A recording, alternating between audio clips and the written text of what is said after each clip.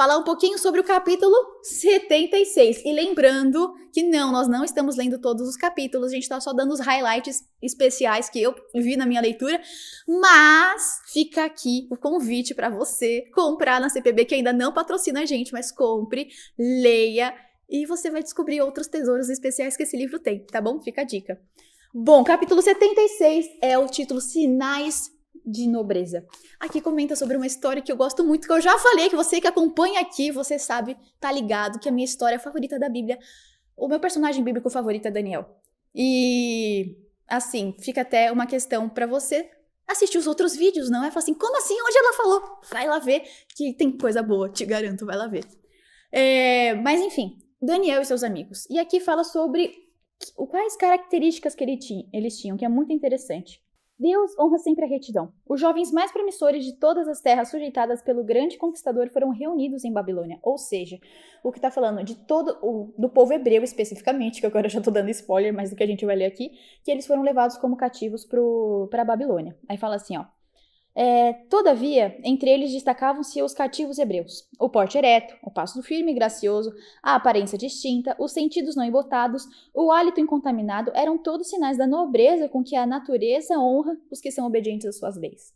Olha que interessante, aqui tem 2 pontos que são muito especiais e muito importantes.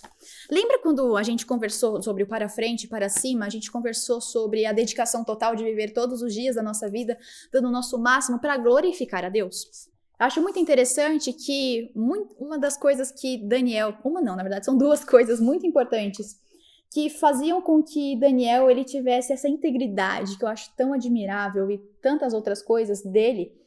Fala que são 2 relativamente simples, porém no mútil, que são, aqui ó. Ele tinha um regime alimentar simples, porque aqui quando a gente vê, ó, os sentidos não embotados é justamente isso. Eles tinham uma vida regulada em relação à sua alimentação e que isso oferecia para ele um discernimento maior das coisas. Não que a alimentação fosse um fim em si mesma, mas sim ela era um meio para que ele tivesse mais discernimento, não fosse controlado pelos seus impulsos carnais e sim tivesse a razão dominando as paixões da carne. E também ele tinha uma vida de oração.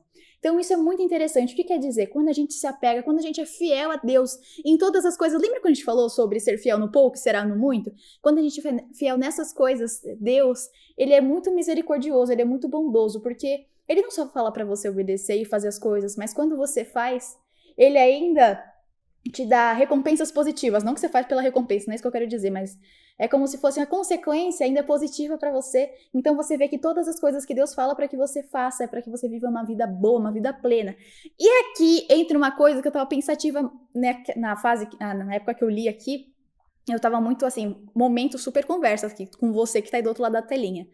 Falei, gente, como é que funciona essas coisas, né? Será que a gente é determinado o que a gente vai ter de vida a partir da família que a gente veio? Como que essas coisas funcionam? Aqui responde, eu quero que você esteja ligadinho como eu. Fala assim, ó, a pura verdade no ditado, cada homem é arquiteto do seu próprio destino. Aqui fala o seguinte, ó, conquanto os pais sejam responsáveis pelo desenvolvimento do caráter, bem como pela educação dos filhos e filhas, é ainda verdade que a nossa posição e utilidade no mundo dependem em grande parte do nosso próprio posicionamento. Deus, ele não deseja que seus filhos sejam filhos que arrumem desculpas para a realidade que eles vivem, porque Deus nos dotou com capacidades suficientes para a gente superar esses desafios e honrar e glorificar o seu nome.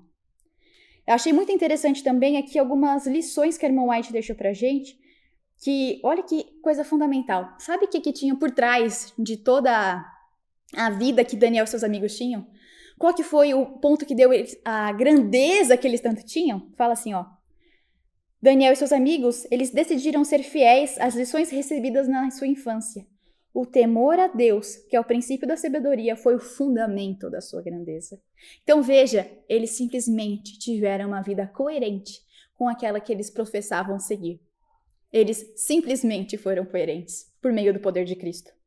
E eles, então, determinaram qual que seria o destino deles, não porque tem uma predestinação, mas sim porque com as nossas ações existem consequências. E isso é uma coisa que está enraizada uma com a outra, não tem como a gente desvencilhar. E olha que interessante, que finaliza dizendo o seguinte, ó.